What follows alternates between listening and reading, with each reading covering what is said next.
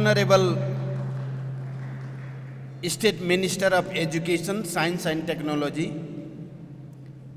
former ministers, members of the Parliament, Professor Dr. Bhola Thapa, Vice Chancellor of Kathmandu University and Vice Chancellor of all respective universities, Professor Dr. Suresh Raj Sharma, Founder, Vice Chancellor and Chairman, Board of Trustee, Kathmandu University, Professor G.D. Sharma, President of AIU, Professor Vinay Kumar Pathak, Vice President of AIU, Dr. Pankaj Mittal, Secretary General of AIU and all office bearer of AIU, Mr. Prachanda Srivastav, Charge d'Affaires, Embassy of India in Kathmandu, Professor Dr. Achyut Wagle, Registrar of Kathmandu University and faculty and staff of Kathmandu University and all respective university diplomats, media person,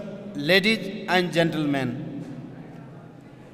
As the Chancellor of Kathmandu University, I feel immense pride and honor to address this august gathering of academic leaders and scholars from various parts of the globe. I commend the efforts of the leadership of Kathmandu University for taking the responsibility of hosting the AIU North Zone Vice Chancellors Meet and the Bharat-Nepal Higher Education Summit. As we come together in Dhulikhel today to mull over collectively about the future of higher education, especially in South Asian context, I am confident that this is a historic gathering. At this grand occasion, I would like to take you, gentlemen, from 2500 years ago, when the Sanskrit philosopher Panini came to the mountain hills of present-day Argakhanchi district from Gandhara in present-day Pakistan to meditate, where he eventually wrote his famous book Ashtadhyayi. Around the same time, Siddhartha Gautam went from present-day Kapilvastu in Nepal to Bodh Gaya in India in search of knowledge about the life and suffering which ultimately led him to enlightenment and divinity.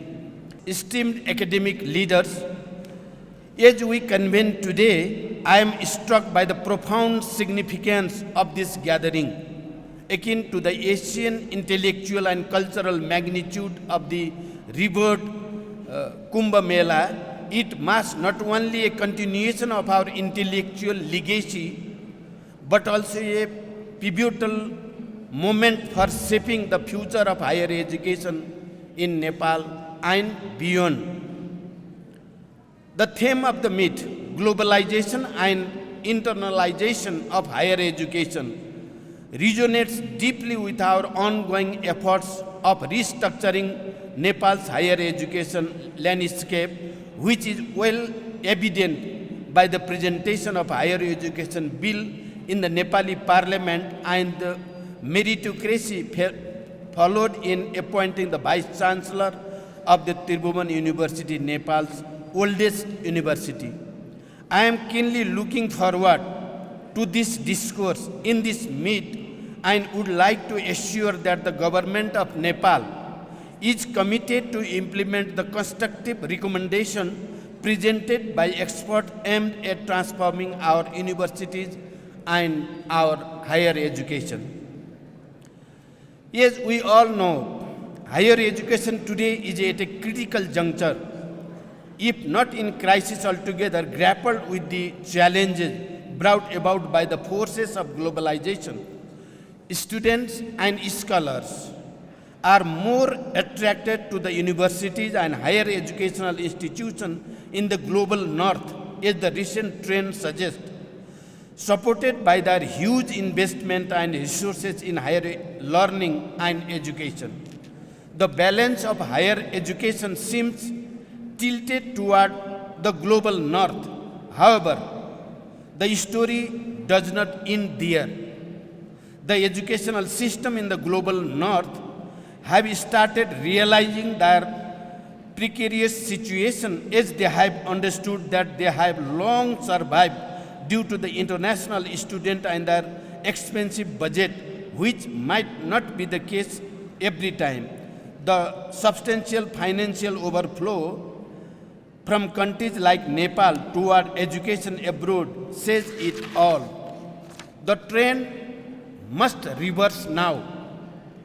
While we recognize the inevitability of individuals seeking opportunities globally, our aim must be to create an environment conducive to retain the majority of youth and resources associated with them within our border. This necessitates to re-evaluation of the internationalization of higher education beyond mere student mobility, emphasizing collaboration and mutual benefit between regions. This gathering, therefore, has great significance to devise a higher education manifesto for the global South.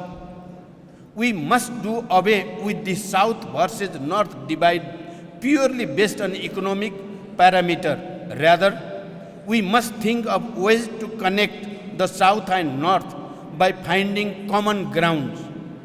The rich intellectual heritage founded on native and indigenous knowledge system of the South can help provide answer to the global problem today, be it the questions of medicine, questions of lifestyle, or question of peace. I believe that this meet will be a starting point for harnessing our own resources to contribute to the global order which is changing anyway. Kathmandu University is leading the way from Nepal in writing such a manifesto. In its 32 years history, Kathmandu University has served as a beacon in this endeavor with its commendable efforts in internationalization and expansion of academic programs.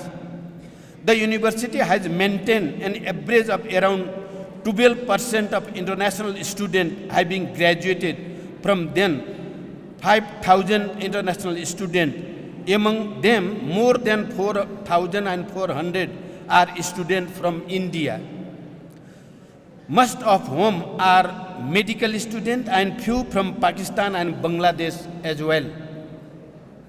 This initiative not only enrich our educational offering, but also foster cross-cultural understanding and collaboration. So for us, the internationalization of Nepal's higher education means, at least in one sense, the fulfillment of our regional requirement of human resources by drawing on the expertise of our regional resources.